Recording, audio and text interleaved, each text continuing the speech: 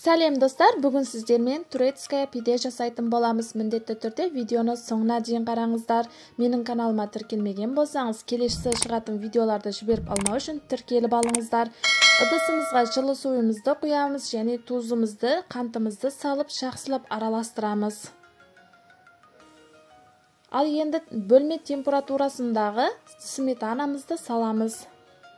Тағы да венчикпен бірдей болғанға дейін араластырамыз. Жұмыртқамызды саламыз, жақсылап араластырып аламыз. Венчикпен жақсылап араластырып алғаннан кейін ашытқымызды саламыз. Ашытқыларымыз бірдей масса болып кеткенге дейін араластырып кішкене сұйық май құятын боламыз. Тағы да жақсылап араластырып отып, ұнымызды аз-аздан салып, жұмсақ қамыр илейтін боламыз.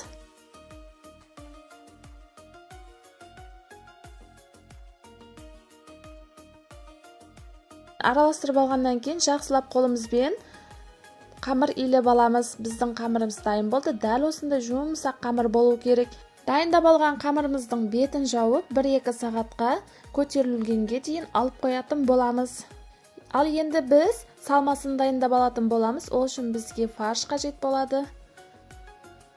Аскөгіміз бен кинза, пияз, қызанақ қажет болады. Барлығын 4 бұрышты етіп турап, тұзымызды, қара бұрыш, қызыл бұрыштарымызды саламыз және кішкене су құйып, жақсылап қолымызбен араластырып алатын боламыз. Біздің начинкамыз дайын болды. Ал енді біздің қамырымыз да көтеріліп шықты.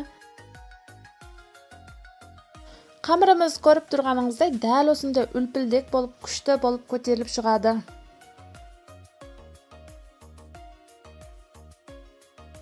Қамырымыздың бір бөлігін алып қоямыз, ал екінші бөлігін әдемілеп формаларға келтіріп жайып алатын боламыз.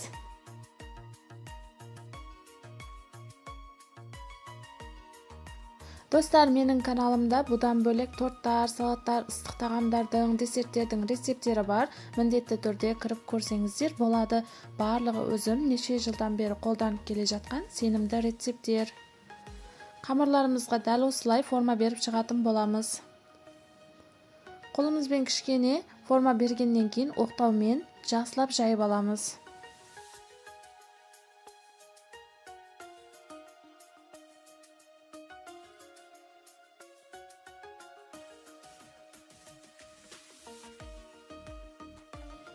Дайын болған қамырымызға салмаларымызды саламыз. Дәл осылай қолымызбен барлық жеріне бірдей етіп жағып шығамыз.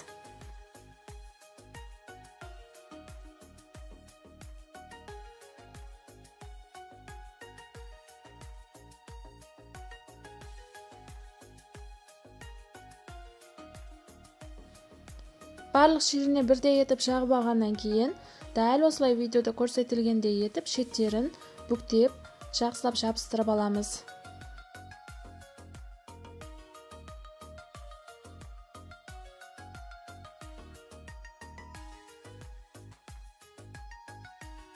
Ал енді екінші қамырымызды дайындап аламыз. Дәл осылай фарштарымызды барлық жеріне жайып шығамыз. Бірдей жағып алғаннан кейін, бетіне алдын ала теркадан өткізіп алған іріншігімізді саламыз.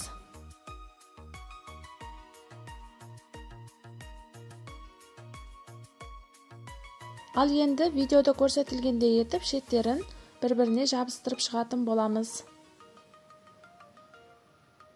Біздің пиделеріміз дайын болды. Жұмыртқамызды вилкамен жақсылап араластырып алып, пиделеріміздің шеттеріне жағып аламыз.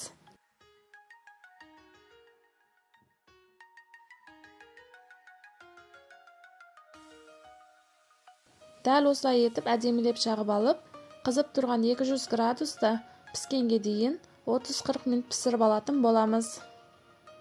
Біздің пиделеріміз пісіп шықты, өте аппетитный, сочный, дәмді болып шығады және өте тез дайын болады. Міндетті түрде жасап көріңіздер. Сіздерге видео ұнаған болса, менің каналыма жазылып, лайк басып, комментарияға өз пікірлеріңізді қалдырыңыздар.